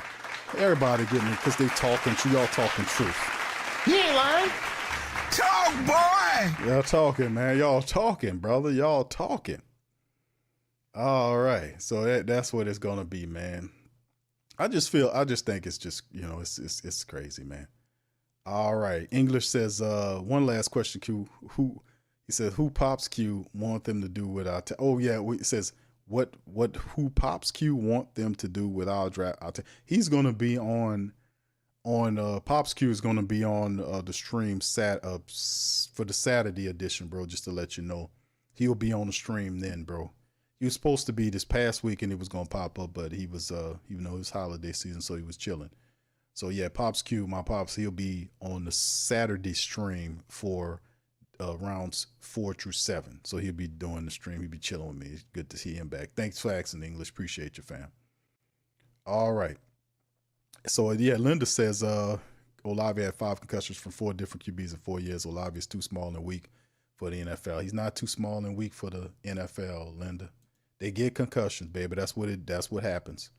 If a guy hits you in the helmet, if you're running out there and the guy knock you in your helmet, you're going to get a concussion too. It's like I said, in the last couple of years, who was your quarterback? Because a lot of times, and the reason why I'm saying that is because a receiver goes into the territory of a defender. I'm a linebacker.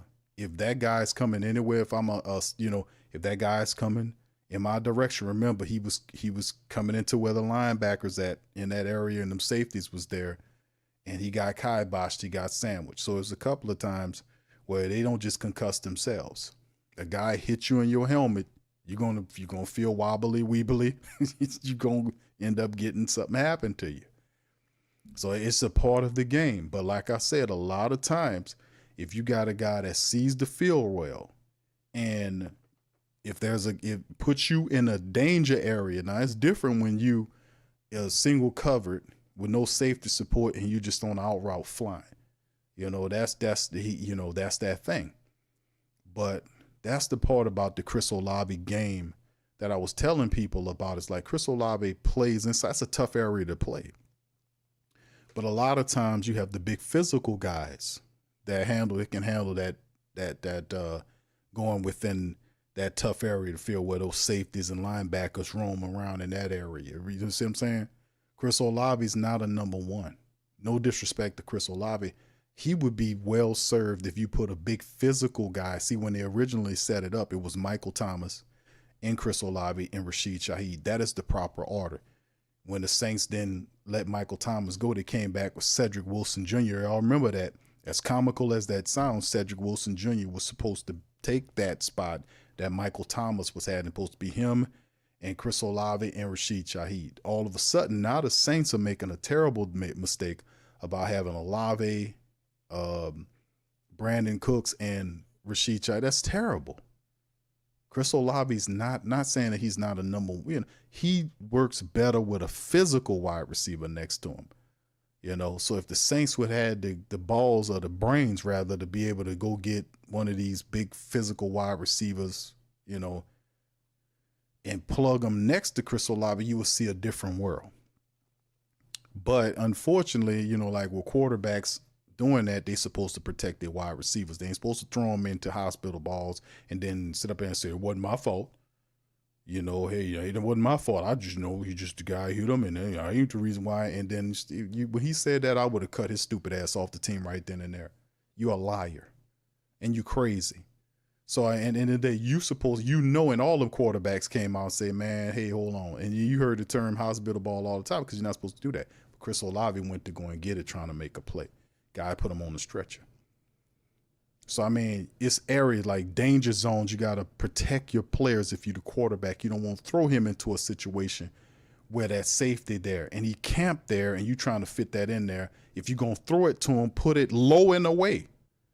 Not high and leave him high and drive. You put the ball low and away because I'm looking for you in there. And I'm supposed to try my best to disconnect you from that football. That's what I'm supposed to do as a defender. So, like I said, man, it's not all on Chris Olave. He's not small and weak. You're using him wrong, number one, and you got to protect your man when you throw him. If you're a quarterback, you're supposed to throw that ball and protect your wide receiver. They know that. They got people that talk about that all the time. So I don't agree. I think Chris Olave is a fantastic receiver. I don't think he's a number one. I think he does well if you put a big physical wide receiver next to him and have Rashid as the third guy. That's where you'll see some flow at. But having him as a number one like this, that's crazy. That's asinine. That's why when they did the Cooks thing, I was like, I don't know what are you doing here? What is this?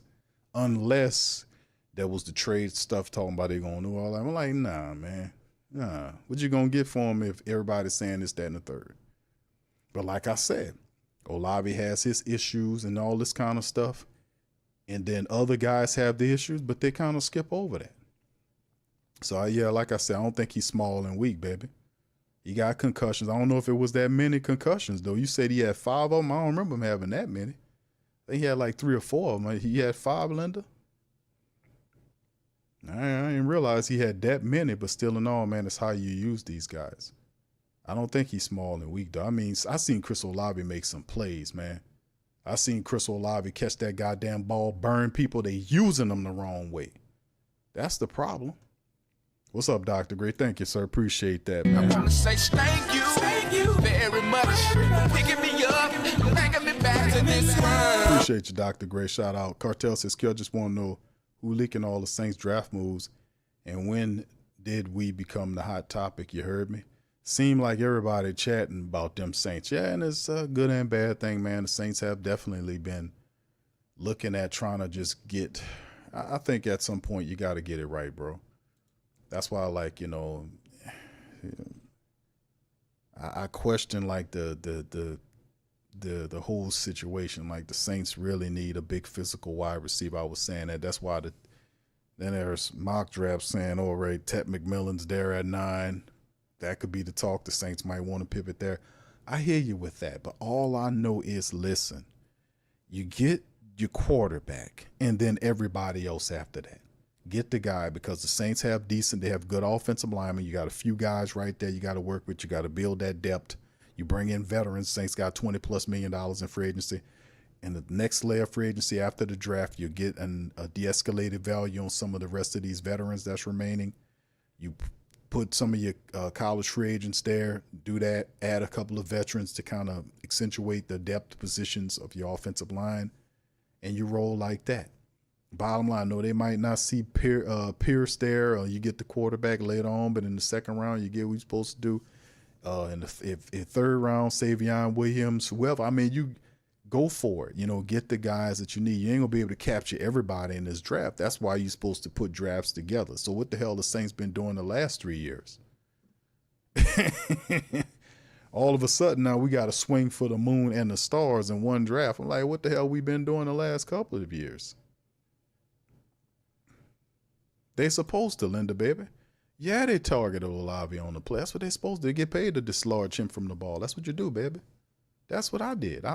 You come anywhere near me, I'm going to put you on the ground and try to knock the ball from you. I'm supposed to disconnect the ball from you. I'm not trying to, do what they did, because they stood over him with care. They didn't want to put the man in the hospital. But that's why they're not paid to protect you. They're paid. Them guys trying to knock your ass out. This is real. It is your stupid quarterback that needs to protect his wide receivers. He's supposed to see where he's throwing to. Before you throw that ball, you scan that field. That's what he's supposed to do. And he's supposed to know where them safeties at. And know that where that ball is. And a dumbass quarterback like Carr don't put the ball high so the safety can put him on the stretch. He's supposed to put it low and away. This is how it go. That dumb quarterback did that to him. He ain't put himself on the stretch. I doubt a few people will do that. That dumb quarterback did it. And that's why his ass is sitting where he's sitting at right now, because he's scared to face the Who Dat Nation. He don't want, it's all this stuff of, my shoulder hurt. Not a professional. That's not a professional. You can't talk your way out of this third season. You don't have Dennis Allen there to protect your ass. $150 million, show up and show out. He can't. So I got, oh, my shoulder hurt. Oh my God, I might have to have surgery over here. Man, cut it out, man. That's the whole point. You could take the money and run. I like the song say. Take the money and run. And we still got this dude sitting up here. It's a bad example for the team, man, making $150 million with 14-13 record. And his players, he arguing with his players, and they know the playbook more than he do. What kind of leader is this? This guy's a joke, man. He's a joke. That's why a lot of the Who Dat Nation did not like him, because he did all of this talking and then not enough wins here for $150 million. But it really ain't his fault. He took the money anyway, right? What they were supposed to do, turn it down? You got a stupid accountant named Mickey Loomis giving him the money. He backs the Loomis truck up to him. Don't take all of this stuff. Hurry up. Gail's not watching. She's at her poker game. Oh, I know, and you take it on out of here, Derek. Crazy people, man. Wendell says, Q, I 100% agree with you, brother. Thank you, Wendell. Appreciate it. I mean, it's just real spill, man. I'm just telling it, family, listen, I'm not a national guy. I'm not. I'm a real deal person. I don't like no narratives ain't about the truth. That's just what I am. You're not going to I'm a guy that has a high degree of discernment because I asked the Most High for you. He blessed me with it, and he can do the same for you. You ask for it. Ask the Lord for discernment and be blessed with it. Really mean it in your heart. Now, I ask the Most High for discernment all the time. I ask him for clarity. I ask him for clairvoyance. I ask him for a lot of things, and he gives it to me. Just like a responsible father would do his child. He'd give him the things that he asks for, that he knows that he needs. I say, help me with my memory, Lord. Help me say these words better. All these African players and all these other people, I be messing up. He's still working with me on that. But the rest of it is fluent, baby, let me tell you. And I'm just telling you, at the end of the day, a lot of the stuff that you hear, it just be stuff somebody write on the teleprompter. That don't make any sense. It doesn't make any sense for somebody to tell you year after year that the reason why we losing because of injuries and don't do anything about the injuries. That don't make any sense, right? $150 million for a quarterback, and he got a 14-13 record. He doesn't want to show up to the facility, and he's hurt, but he on YouTube pages driving the car with no discomfort in his face when he turned in the steering wheel and he's supposed to have an injury to his arm. Yeah, he taking trips to Paris and all that, smiling and everything, doing all that, and he's supposed to be down here rehabbing. And he says he's hurt, but he took the money, but nobody gets at him. I'll get at him. I'll get at him. Don't worry. I'll get on him. I'll get on him. I'll get on, don't worry, because that's not what you're supposed to do. You're supposed to be a professional. I don't care if you don't like if Dennis Allen got fired or whatever the case may be. You're still supposed to be a professional and be down here handling your business.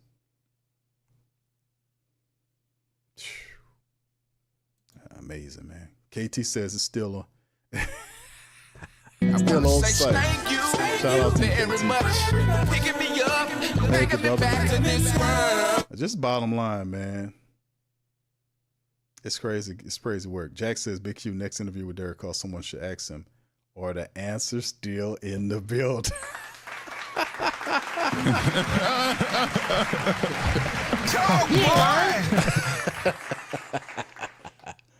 Hey, yeah, the answers are still in the building. But fam, listen, I know people like Derek Carr out there. I'm not mad at you for liking Derek Carr. Trust me. I'm saying you don't let the like get in the way of the truth. You know what I'm saying? I get people, you like people, but fam, that's the wrong thing to do, because when you do that, you totally absolve them from things that they're responsible for. I know you like some of these guys, but do not do them the disservice of not checking their asses when they do stuff that's wrong. I like a lot of the players, but it won't stop me from getting on them about when they out here misrepresenting and telling things that I know is obviously not true. I like Cam a lot, but y'all see me get on Cam when he out here lying about injuries and don't talk about all this other stuff that's going on with the Saints. That they don't have leadership and accountability and all that. You never hear him say none of that. Why? Because it might mess up his little paycheck. But at the end of the day, I don't care. If you're not going to tell the truth, then don't tell us nothing, man. Don't tell us nothing, bro. You know? So, Linda, you can like them, baby. I see what you say. The Saints are 0 games and 2 full years without Carr. Saints record with Carr is terrible. I hear you on that. And also throw Dennis Allen in there, sweetheart. Derek Carr, you love Derek Carr. I ain't mad at you for liking Derek Carr. But check Derek Carr's ass from not being down here. What's the reason why Derek Carr's not here? I mean, I hear you with that. I hear you with them lost. No, none of the rookies, so the young quarterbacks won any games. You know, Derek Carr won 14 games. Now, explain to me why Derek Carr is missing, is down here trying to break his contract when he's supposed to honor it. Explain to me why he's being a bad pro. We gonna give him any blame at all? Or we gonna let him make it? Huh? Don't he deserve any accountability? We're gonna give him. We gonna make his ass pay or what? What we gonna do? DeRice said 150 million. This fool doing Michael Jackson in the end zone. Players look at this fool. You know, I like I said, Derek Carr is simply what he is, man. But right now he's a poor professional. Got a contract, honor it. Kathleen says, "Q, do you think the Saints will trade Taysom Hill?" I don't think so. I don't think they trade Taysom Hill. He got 1 year left on his contract. I think the Saints could use Taysom Hill. But I think at this point, what is Taysom, in his mid-30s now? You know, so I don't know what I think about Sean Payton liking him and all that kind of stuff, but Taysom kind of getting up in age, and he had that horrible leg issue. So I mean, hopefully he'll be ready for the season. I'm not certain. We have to wait and see on that. But yeah, I don't think they trade him in my book, Kathleen. Thank you. All right. Linda said DA sucks. Okay, all right. But Carr doesn't suck, just DA. Who brung him here? Okay, I got you, Linda. I got you, baby. I'm going to let Linda go ahead and Linda loves her some Derek Carr. I ain't mad at you, Linda, baby. That's all right. All right, that's all right. We love you here, Linda. We might not like Derek Carr very much, but we do love you, Linda. English says, I have always been a Carr truther. Phony. A Carr truther? Carfax. Professor says, I agree, student. What's your take? All right. Thank you, Professor. What will students take, Professor? Shout out to the professor, man. All right. What Cartel say? All right. Cartel says, yeah, I was high on him too until I saw how he gets pushed around out there and stood up against the good old line. He's a really raw. Okay, y'all lying. All right. So, yeah, all I say, what's up, Wendell? Wendell says, yeah. But that's just my take on it. Giovanni says Taysom been real quiet this offseason. What's up that? He's rehabbing, bro. I mean, last time I heard, bro, you remember he had that terrible injury. What's up, Colorado? He's been rehabbing, bro. So we'll probably get a something on him as we get close to the camps and people start getting the questions about where Taysom Hill is and all that. But from what I've been hearing the last time, bro, he's been rehabbing. Y'all remember that horrible leg issue that he had?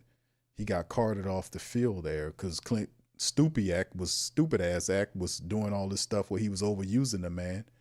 It's just, man, I'm just so glad these people are gone, man. They just was some time wasting people, man. What is there to love about an unreliable, broke down ass? People like Derek Carr, bro. They like his personality, but I often caution people to split the two up. It's not an indictment about who Carr is in his personal life. The call is, what is he doing on the field in terms of, is he impacting winning? That's what the thought process is. I often caution people to not put these people together, like you separate one from the other, because people, when they hear you giving real searing critiques, they think you're attacking them personally, and that's not the case. I don't care what he's doing personally. Now, I made mention of the fact that he's doing this because it correlates with the fact that he's saying hurt. If he's saying he's hurt, then obviously you will correlate the fact that you see him turning steering wheels and no discomfort in his face, but yet saying he's supposed to get surgery because it's impacting what he's doing on the field. That is the time when you do correlate. But any other situation, I care not about what's going on. If you need surgery, get the surgery so you can get ready to play football because you have 2 years remaining on your contract. Whether we like it or not, you still abide by the contract. And to my knowledge, the Saints didn't do him wrong.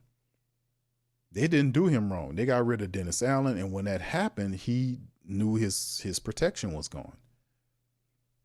He wanted to get traded, but instead, he told the Saints people in reports that, no, I'm not going to take a pay cut, but I'll restructure. And now all of a sudden, he's mad that Mickey Loomis restructured his contract after he told him that he would take a restructure. Now he's mad about that. So That's totally foolishness there. So like I said, that's how I do it. I separate the two, because if I like you and I don't separate the two, I'm never gonna criticize you. I'm like, that's my boy. I ain't gonna criticize him.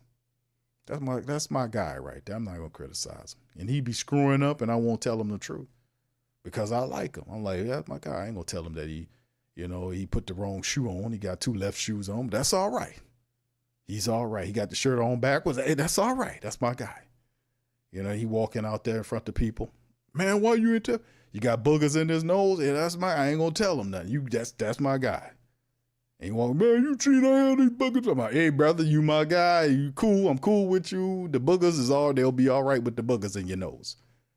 The people can't separate the two, is what I'm saying. Like you can't do that. You got to separate this dude from who the player is and judge the player on his merit. Is he contributing to winning on the field? That's all the people care about. When you take $150 million, that's what they're going to do. They're going to do that. Jack says, explain why Spencer Rattler had to start against all playoff teams except your boys Raiders and Derek Carr playing broke teams. Record don't mean nothing without perspective. All right. KT says, Q, more draft gems. Dante Trey Jr., Isaiah Newer, Jamon Dumas Johnson, Higgins. I know Higgins, and Deion Walker, David Walker. You talked about Waxter, brother KT, in the last broadcast. I went and looked him up. And Khalil Mullins. Okay. All right. Thank you, bro. Yeah, KT putting it there. Our professor says A.T. Perry should not have been cut. And yeah, I remember A.T. Perry. For breaking news, DNA Tooth Podcast says Saints are trading Rashid Shaheed for a 2nd-round pick to the Denver Broncos. All right. Is that a fact, brother? Is that a fact? DA2, I've not heard that, my friend. Let me do some research, because I don't think that is the case, sir. So we shall see what's going on with that, because that don't make any sense at all. But then again, I don't think that's the thing, bro. No, I don't see that. I don't see that, brother. I mean, maybe that's what you want to happen. He wants that to happen. But that's maybe on Madden, my friend, but it ain't happening in real life, my brother. I don't see that here. Hold on, make sure. That's one of my sources there. Let me see here, fam. Give me a second. Yeah, but I don't see that at all, brother. I don't see that at all anywhere. All right, bro. Maybe that's what you want to happen, my friend. All right, anyway, man. All I can say, bro, is that we're going to see what they do, man. We're going to see what these people do in the upcoming draft. Like I said, we'll see if it's Shedeur or not, man. All I can tell you, man, is that it's going to be interesting, fam. It is going to be very interesting, to say the very least, on who they take. And not, like I said, if Shedeur is there, I'm taking Shedeur Sanders. I'm telling you straight up. All right. Mont says, and there's a few more comments. If Carr had been visible between the end of the regular season and now, we would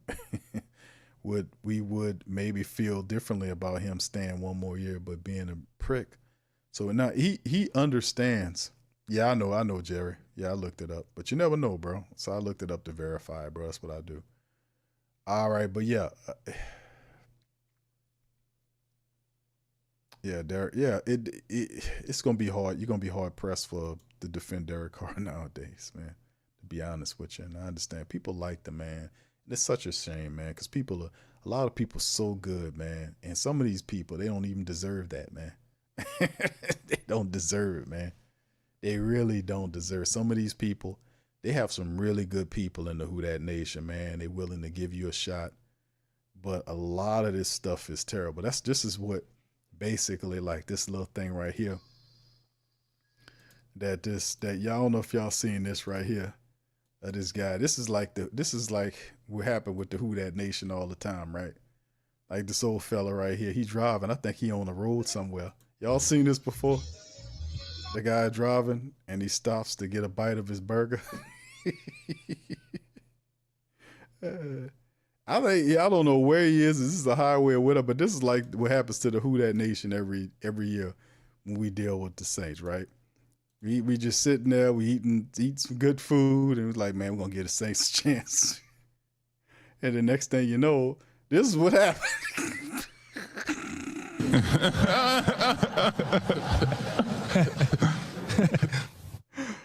Every damn year, this is how it goes for the Saints. Every day it's never good, and then all of a sudden it's not good.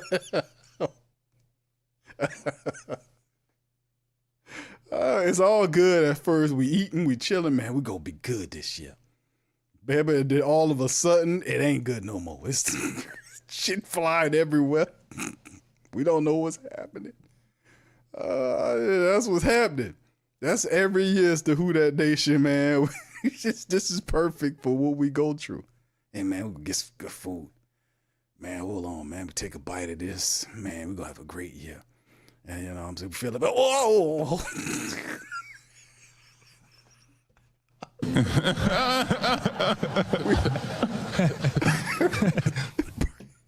Burger flying, hat gone, everything gone. Shit gone, hands in the air. Like we just don't care. I don't know. This is how it literally is in the Who Dat Nation, man. Y'all know it. Stop playing. We started the season off year one rolling good. Man, Q, we about to do something, bro. Yeah, man, we doing it, bro. Hey, man, we got some good food here, bro. We chilling. Man, the Saints got it, bro. We gonna win. And then, you know, next day, come on. What happened to his hat? Hat gone. Burger gone.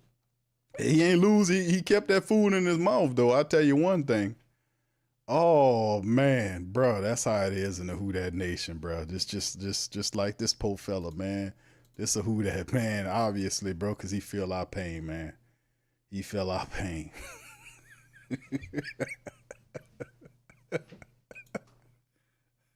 The next thing you know, he waving him like he just don't care. I mean, that's that.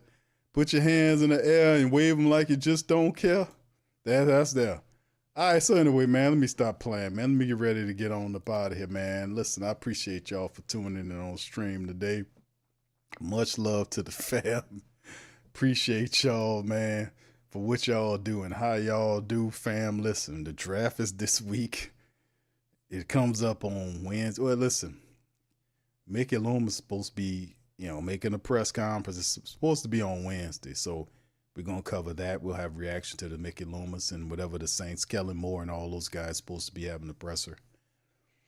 We'll recap. We'll react to that. Also, Thursday, first day, round one for the draft. We'll be here for that. Friday, rounds 2 through 3, we'll be here for that. And then, of course, the full day of Saturday, which I think it starts at 11 p.m. We'll be here at 11 p.m. and we'll basically run the length of the day, which probably be somewhere around between 6 and 7 o'clock. Pop's Q will pop up. We'll have KT to chime in as well on some of the draft selection. We'll also open up the phone lines for some of the family members to chime in on their thoughts about the draft as it's completed. We'll be there monitoring the undrafted, the UDFAs part of the after the draft. That's a very important segment too, to see who the Saints are signing as far as the UDFAs for the upcoming season. We'll have all that and thought process on the and grades on the complete draft. We'll have more of a crystallized look at the team and see exactly what they're building. We see some of the free agency stuff, and we'll see how the Saints accentuated with the draft. We'll cover all that draft week. So anyway, pickups to you. Yeah, I don't know what happened there. Yeah, Linda said, what happened? What's going on? He stopped and called. Yeah, from what I see, Linda, he stopped in the street to get him a bite of that sandwich, and he was just supposed to hit it and go. But the flavor of whatever the sandwich is capsulated them, and next thing you know, hats flying, he waving them like he just don't care, all that stuff going on. All right. So, yeah, isn't that crazy? You know, you got a crazy people crazy. Crazy. He ain't lose that damn food, did y'all? Y'all see that? He did not lose. He didn't lose that sandwich at all. That sandwich was still in his damn mouth. Man, you like, look how slow he bit into it, man. One more again of this. Look how he bit it. He's like, oh yeah, let me get some of that. All right. Look at it. He's studying on it too long. But he didn't lose. He was going back for a second bite. Bro, take a bite and keep going. What you doing, bro? He kind of greedy. He tried to go back for a second bite. This is when greedy. This is when being greedy gets you killed, man. Now look at he first of all, barely everything in there. All right, he slow down. You know, he slowed down. He getting a little nibble. Okay, I got you. You hungry? You know, he got a little nibble. All right, there you go. Now put that damn sandwich down. Okay, got another bit. He about to go back again. That's what got him in trouble. Hat and sandwiches in the back seat. It might be out the car. You never know. All right, anyway, man, let me cut it out. I'm going, man. I'm going to holler at y'all, man. Y'all do me a service. Hit the like button. Hit the subscribe button. By all means, feel free to share the show on your social media feed. Check out our links in the description section below. If you're not a sub up. If you haven't hit that notification bell, hit that notification bell. Like I said, the links are in the description section and the chat to help out the platform. Show our sponsor some love. He keep bringing you really good content. Like this greedy bastard almost got his butt knocked off by going back for a second nibble. You can't make it up. All right, anyway, I'm going to holler at y'all next time. I'll be back on Patreon tomorrow. Much love, Who Dat Team. Peace. Yeah. Boogie like Benson, I'm a Who Dat. I'm a Who Dat. Long as I'm living, I'm a Who Dat. Lose or winning, I'm a Who Dat. Sports Coma, yeah, this is where we do that. Where we do that, where we do that, where we do that, where we do that, where we do that. Boogie like Benson, I'm a Who Dat. I'm a Who Dat. Sports Coma, this is where we do that. Where we do that. Welcome, welcome, welcome. Somebody please better help. Running this thing like Elf. Thank God every day I'm not a felt. Go to YouTube Live with Big Q and the guys. If you ain't ride or die, the bandwagon get flipped. Been marching in, that was way for the ring. I was yelling out your shade for the championship. Bucking on town, duck down. Falcons, pluck, get shut down. Panthers ain't much touchdown. The vision really belong to us now. So much hate on the Saints, you could probably tell. Ever since Bounty Gate hit the NFL, when things seem fishy and you probably smell the crooked referees on Roger Goodell. Yeah, money like this and I'm a Who Dat. Every day I'm living, I'm a Who Dat. Lose or winning, I'm a Who Dat. It's the Sports Coma, this is where we do that. Where we do that, where we do that, where we do that, where we do that, where we do that. Boogie like this and I'm a Who Dat. It's the Sports Coma, this is where we do that. You're listening to the Sports Coma with Big Q and the guys on the PRO Media Network.